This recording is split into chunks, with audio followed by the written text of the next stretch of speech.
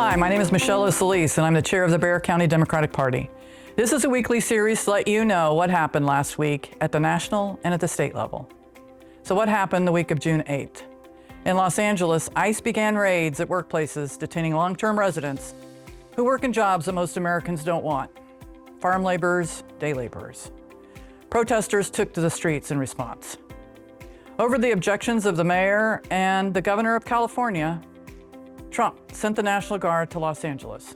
While the protests have largely been peaceful, the response from LAPD has not.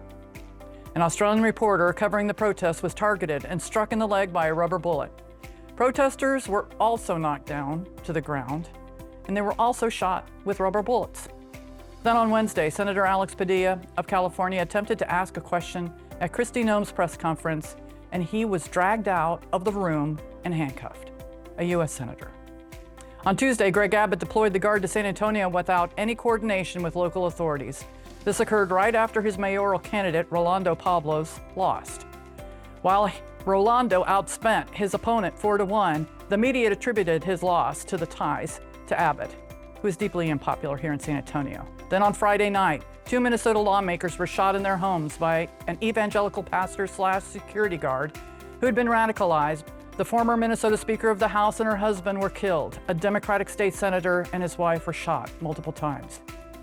We woke up to this information on the morning of our No Kings protest.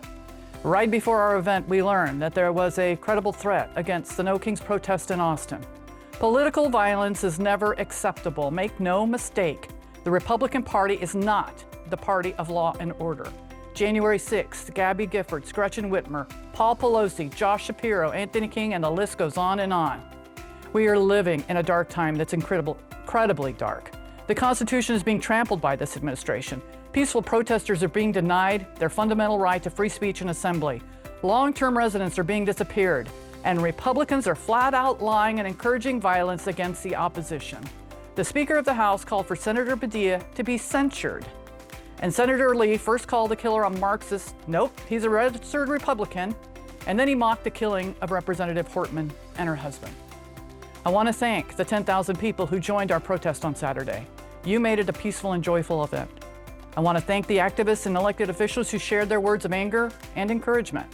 And I want to thank our co-organizers who made the event possible. And that includes SAPD, who kept everyone safe. If you were sitting on the sidelines, there's still time to change the arc of history. The Bear Democrats are organizing early to win in 2026. Please check out our website for details and join us.